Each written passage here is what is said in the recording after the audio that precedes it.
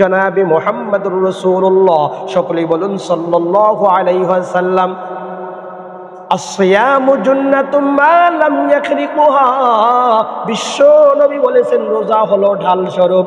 যেমনি ভাবে একজন মানুষ আত্মরক্ষার জন্য শত্রু থেকে ঢাল ব্যবহার করে, কথা বলুন ঠিক কিনা, তেমনি ভাবে একজন মুমিন রোজা দ্বারা গুনাহ থেকে আত্মরক্ষা করবে, জাহান্নাম থেকে আত্মরক্ষা করবে।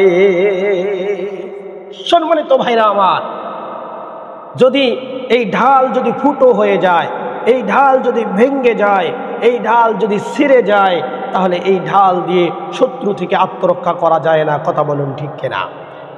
তেমনি ভাবে রোজা নামক ঢালখানা যদি ছিঁড়ে যায়, ফিরে যায়, ফুটো হয়ে যায়, এই রোজা দিয়ে আত্মরক্ষা করা যায় না। বিশ্ব নবী যখন এই কথা বললেন, সাহাবায়ে কেরাম বললেন, ইয়া রাসূলুল্লাহ, হাবিবাল্লাহ, ও গো আল্লাহর নবী, এই রোজা নামক ঢালখানা আবার কিভাবে ফিরে যায়, ফুটো হয়ে যায়? বিশ্ব নবী বললেন, সাহাবীরা, কোনো ব্যক্তি যদি রোজা রাখা অবস্থায় দুটি কাজ করে, এক নম্বর হলো গীবত করে, দুই নম্বর হলো মিথ্যা কথা বলে, এই গীবত এবং মিথ্যা কথা দ্বারা রোজা নামক ঢালখানা ছিঁড়ে যায়, ফিরে যায়, ফুটো হয়ে যায়। এই রোজা দিয়ে গুনাহ থেকে আত্মরক্ষা করতে পারবে না, এই রোজা দিয়ে জাহান্নাম থেকে আত্মরক্ষা করতে পারবে না।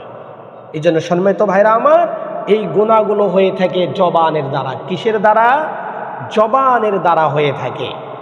এই জন্য আমাদেরকে লক্ষ্য রাখতে হবে, মাং সমাতা নাজা, যে চুপ থাকে সে নাজাত পায়। এই জন্য রমাদান মাস বেশি কথা আমরা বলবো না। আপনার সাথে কেউ তর্ক করতে চাইলে, ঝগড়া করতে চাইলে আপনি বলেন আমি রোজাদার। কি বলতে হবে? আমি রোজাদার। সম্মানিত ভাইরা আমার, এই রোজা সহি হওয়ার জন্য আপনাকে 5টি পয়েন্ট মনে রাখতে হবে। জোরে বলুন, কয়টি? 5টি পয়েন্ট। 1 নম্বর, আপনাকে আমাদেরকে চোখের হেফাজত করা লাগবে। কিসের হেফাজত করা লাগবে? চোখের হেফাজত করা লাগবে। এই চোখের দ্বারা যত গুনাহ হতে পারে, গান বাজনা শোনা, গান বাজনা দেখা, গান দেখা, নর্তকী নারী দেখা এবং মোবাইল ফোনে অশ্লীল ছবি দেখা এবং গায়রে মাহরাম নারীদের দিকে তাকানো, এই গুনাহ থেকে আমাদেরকে বিরত থাকতে হবে। 2 নম্বর হলো জবানের হেফাজত করতে হবে। আপনার আমার জবান দ্বারা যত গুনাহ হতে পারে সমস্ত গুনাহ থেকে বিরত থাকতে হবে। আমি একটু আগে বলেছিলাম যে জবানের দ্বারা 2টি গুনাহ হয়। 1 নম্বর হলো গীবত, 2 নম্বর হলো মিথ্যা কথা বলা। সাহাবীরা বিশ্ব নবীর কাছে এসে বললেন, ইয়া রাসূলুল্লাহ, হাবিবাল্লাহ, ও গো আল্লাহর নবী, রোজার অবস্থায় 2 জন মহিলা বমি করতেছে, তারা মরণাপন্ন ভাব। আল্লাহর নবী ডাক দিয়ে বললেন, সাহাবীরা, একটা পেয়ালা নিয়ে যাও, ওই 2 জনকে বমি করতে বলো। ওই 2 জন ওই পেয়ালায় বমি করলো। বিশ্ব নবীর কাছে সেই পেয়ালাটা আনা হলো। বিশ্ব নবী দেখলেন।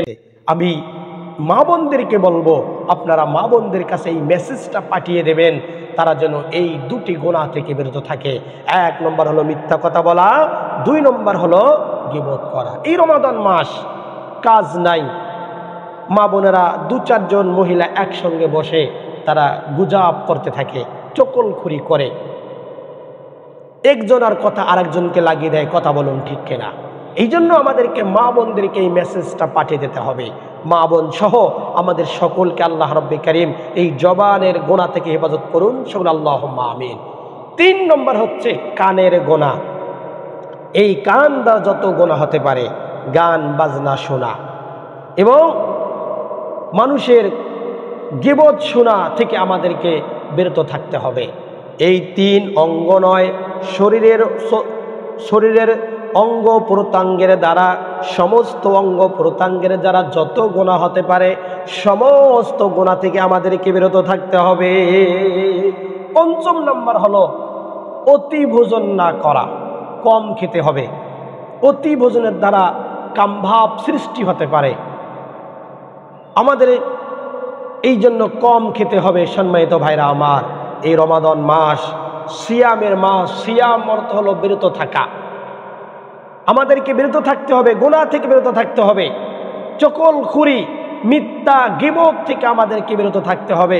চোখের জেনা থেকে, চোখের গোনা থেকে, কানের গোনা হতে, শরীরের অঙ্গ প্রত্যঙ্গের গোনা থেকে আমাদেরকে বিরত থাকতে হবে। ভাইরা আমার, বন্ধুগণ, আমি যে মিম্বরে বসে আছি, এই মিম্বরের স্তর হলো 3টা। জোরে বলুন, কয়টা? 3টি স্তর। 1 নম্বর হলো বিশ্বনবী রাহমাতুল লিল আলামিন যখন প্রথম স্তরে উঠলেন, তিনি বললেন আমিন। আমিন অর্থ কি? হে আল্লাহ, আপনি কবুল করুন। দ্বিতীয় ধাপে তিনি উঠলেন, উঠে বললেন আমিন, হে আল্লাহ, আপনি কবুল করুন। তৃতীয় ধাপে উঠেন, এরপরে তিনি বললেন আমিন, হে আল্লাহ, আপনি কবুল করুন। সাহাবায়ে কেরাম রাদিয়াল্লাহু তাআলা আনহুমা তারা কিছুই বুঝলেন না। বিশ্ব নবীর কাছে প্রশ্ন করলেন, ইয়া রাসূলুল্লাহ, হাবিবাল্লাহ, ও গো আল্লাহর নবী, আপনি 3টি ধাপে উঠেন, কেন জানি আমিন আমিন আমিন বললেন, আমরা তো কিছুই বুঝলাম না। বিশ্ব নবী বললেন, সাহাবীরা, আমি যখন প্রথম ধাপে উঠে হযরতে জিবরাইল আলাইহিস সালাম আমার কানের কাছে এসে বললেন, বাউদামান আদরাকা রমাদান ফালাম ইউফারালা, আপনার উম্মতের মধ্যে ওই ব্যক্তির জন্য ধ্বংস যে ব্যক্তি রমাদান মাস পাওয়ার পরেও নিজের গুনাহগুলো ক্ষমা করে নিতে পারল না।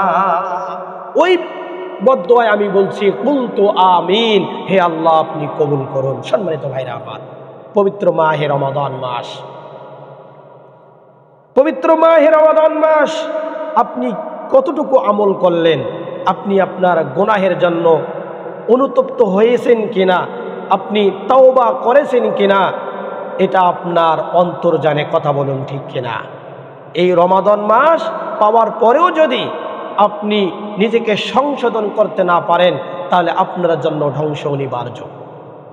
সম্মানিত ভাইরা আমার, বিশ্ব নবী রাহমাতুল লিল আলামিন বলেন, আমি যখন দ্বিতীয় ধাপে উঠি, হযরতে জিবরাইল আলাইহিস সালাম আমার কানের কাছে এসে বললেন, বাউদা মান যুকিরতা ইনদাহু ফালাম ইউসাল্লি আলাইহি, ওই ব্যক্তির জন্য ধ্বংস যে ব্যক্তির সামনে আপনার নাম উচ্চারণ করা হলো, কিন্তু ওই ব্যক্তি দরুদ পাঠ করলো না। এই জন্য সম্মানিত ভাইরা আমার, আমাদের সামনে যখনই আহমদ, মুহাম্মদ সাল্লাল্লাহু আলাইহি সাল্লাম এই শব্দগুলো আসে, তখনই আমাদের কি বলতে হবে? সাল্লাল্লাহু আলাইহি ওয়াসাল্লাম। যখনই এই শব্দগুলো আসবে, তখনই আপনাকে আমাকে দরুদ পড়তে হবে।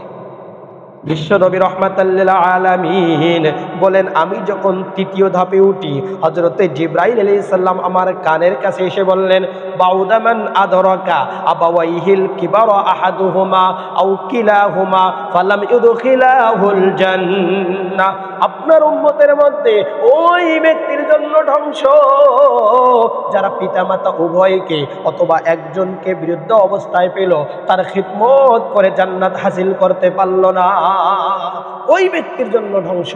এই বদদুয়ায় বিশ্বনবী বলেছেন, কুলতু আমিন, হে আল্লাহ, আপনি কবুল করুন।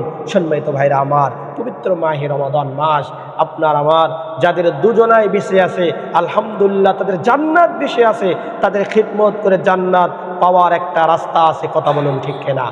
আল্লাহ সুবহানাহু ওয়া তাআলা বলেছেন, ওয়া ক্বাদা রাব্বুকা আল্লা তা'বুদু ইল্লা ইয়্যাহু ওয়া বিল ওয়ালিদাইনি ইহসানা, যে এই আয়াতে আল্লাহ সুবহানাহু ওয়া তাআলার পরে যার খিদমতের কথা বলেছেন তিনি হচ্ছেন মা বাবা। আমি যখন প্রথম ধাপে উঠে, হযরতে জিবরাইল আলাইহিস সালাম আমার কানের কাছে এসে বললেন, বাউদামান আদরাকা রমাদান ফালাম ইউফারালা, আপনার উম্মতের মধ্যে ওই ব্যক্তির জন্য ধ্বংস যে ব্যক্তি রমাদান মাস পাওয়ার পরেও নিজের গুনাহগুলো ক্ষমা করে নিতে পারল না।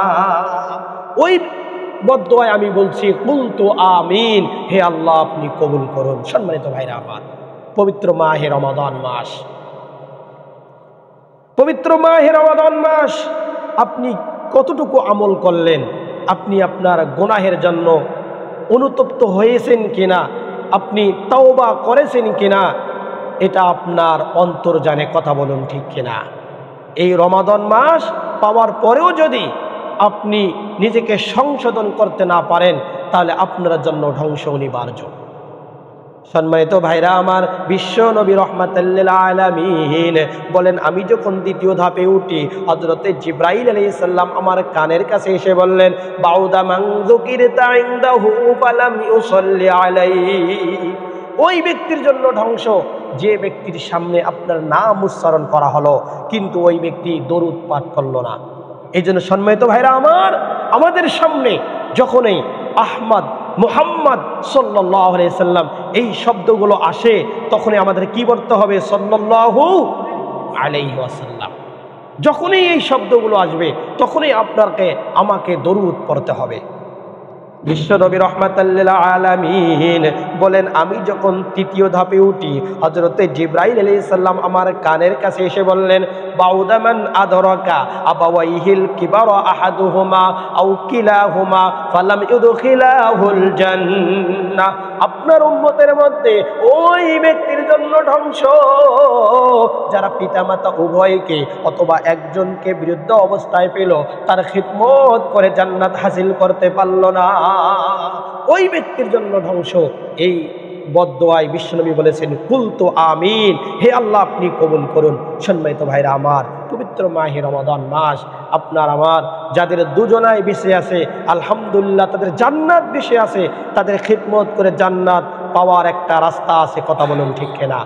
আল্লাহ সুবহানাহু ওয়া তাআলা বলেছেন, ওয়া ক্বাদা রাব্বুকা আল্লা তা'বুদু ইল্লা ইয়্যাহু ওয়া বিল ওয়ালিদাইনি ইহসানা। যে এই আয়াতে আল্লাহ সুবহানাহু ওয়া তাআলার পরেই যার খিদমতের কথা বলেছেন তিনি হচ্ছেন মা বাবা।